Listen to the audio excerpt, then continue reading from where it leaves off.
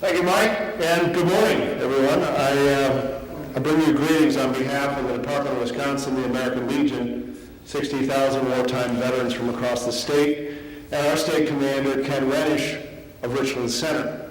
I want you to know I consider this a great honor to be with you today. And the American Legion was founded in 1919 by veterans of World War I, of which General MacArthur certainly was.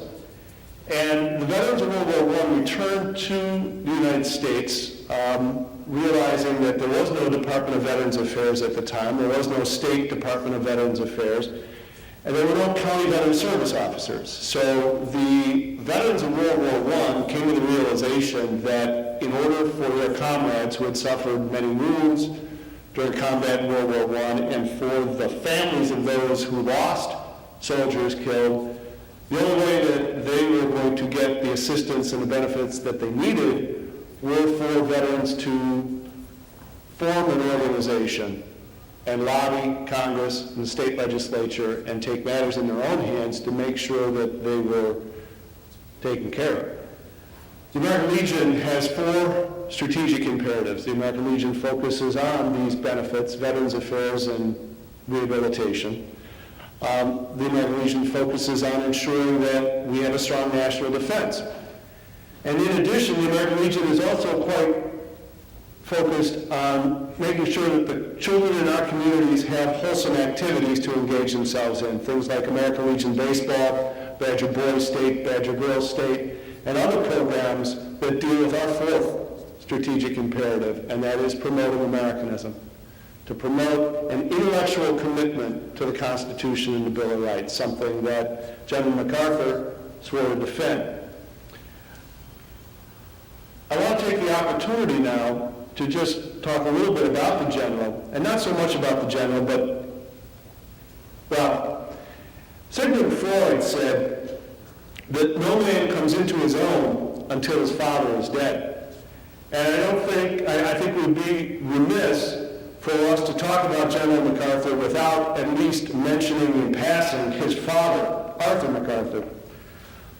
Arthur MacArthur Jr. was born on June 2nd, 1845, son of a prominent Milwaukee lawyer and judge, Arthur MacArthur Sr. Arthur Sr. served for a time as Wisconsin's lieutenant governor. The younger Arthur, however, had little interest in following his father's footsteps, and with the approach of the Civil War was anxious to serve. At the age of 17, Arthur was too young to enter the military as an officer, so the judge allowed him to lie about his age and exercised his influence to gain his son a position as second lieutenant and adjutant to the newly formed 24th Wisconsin Infantry. Teenage lieutenant had a rocky start to his military career, as exuberance and immaturity of youth caused him many problems during their training here in Milwaukee. At first, many of the soldiers under Arthur's command ridiculed him and called him the boy lieutenant. When he shouted out his orders, the men laughed at his high, squeaky voice. But when the regiment moved out to join the Army of the Cumberland and engaged in combat, these soldiers would quickly learn that their boy lieutenant became something quite different when the shooting started. Arthur MacArthur and his regiment soon had their inaugural exposure to hostile fire at Perryville, Kentucky in October of 1862. And as the battle reached its climax, the 24th Wisconsin was ordered to assault Confederate positions on the far side of the broad cornfield.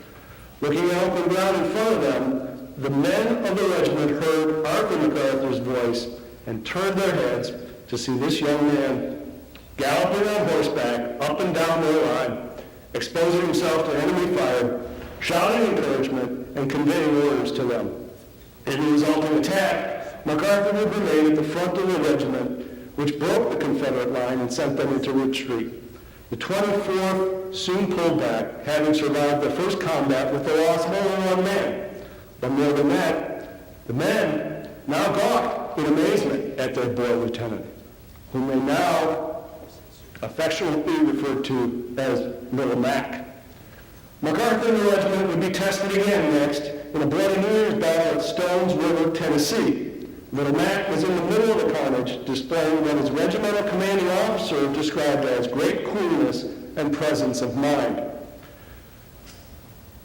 In October of 1863, the Union Army, the Cumberland, was stationed outside of Chattanooga, Tennessee, and bottlenecked. Chattanooga was ringed by mountainous terrain, and on the heights of Lookout Mountain overlooking Chattanooga were the steep slopes of Missionary Ridge. An attack was launched on November 24, 1863, but the major fighting would start on the next day. When the initial attack met stiff resistance, by mid-afternoon, the major thrust of the attack was going nowhere. It was crucial for the Union Army to move forward and seize Confederate rifle positions at the base of Missionary Ridge. And with the firing of a set of signal guns, the Army moved forward toward the Confederate positions. As the signal was given, Arthur MacArthur and the 24th Wisconsin, which now numbered fewer than 150 men, were crouched at the edge of the woods, forming a no man's land separating the two armies. Ahead of them, the ridge rose almost 600 feet. It's hard to imagine infantry combat facing a ridge of 600 feet. The area was broken by ravines, gullies, and rifle positions. The 24th crossed 3/4 of a mile to the rifle pits at Double Quick, crashing into the shallow trenches and fighting hand-to-hand with the defenders. In their new position, the 24th Wisconsin found themselves pinned down at the base of the ridge by artillery and rifle fire from the crest above. Victory had turned into a hellish nightmare. Then, suddenly, and without orders, soldiers trapped at the base of Missionary Ridge seemed to decide on their own to take matters into their own hands. And one by one, and then in groups of 2 and 3, they rose to their feet and began to climb the steep slopes of Missionary Ridge. At the center of this unplanned and unordered attack was Arthur MacArthur and the 24th Wisconsin. MacArthur's color had been killed during the fighting in the rifle pits, and as the men began to emerge out of the trenches and up the hill, his replacement was decapitated by a round of solid shot. MacArthur himself was wounded but still standing. When the colors went down a second time, Arthur MacArthur climbed out of the trench, grabbed them, turned to his men. Raising the battle flag, he shouted, "On Wisconsin!" Moved quickly up the ridge. In one of those rare moments when men moved to bravery, the men of the 24th Wisconsin rose up and began to follow Little Mac up the steep slope. As Union soldiers up and down the line moved closer, the Confederate defenders abandoned their positions at the crest in a disorganized panic. Arthur MacArthur reached the summit of Missionary Ridge, planted the flag in the ground for all to see. And that night, the 24th Wisconsin's Corps commander, General Philip Sheridan, reached the summit of Missionary Ridge.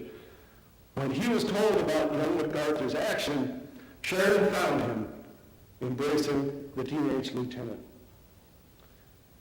Sheridan turned to the men of the 24th, who were looking on, choked with emotion. Sheridan said, "Take care of him.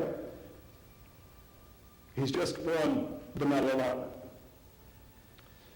The medal would be presented 27 years later, and MacArthur eventually took command of the regiment, attaining the rank of colonel at the tender age of 19, the youngest to attain that rank in the Union Army.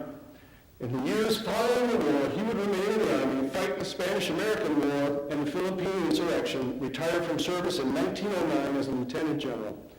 Along the way, he would father a son named Douglas, who, of course, is our focus this week.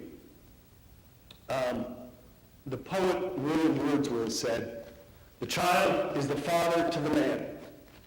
And I can only imagine, as a child, Douglas MacArthur at the foot of his father,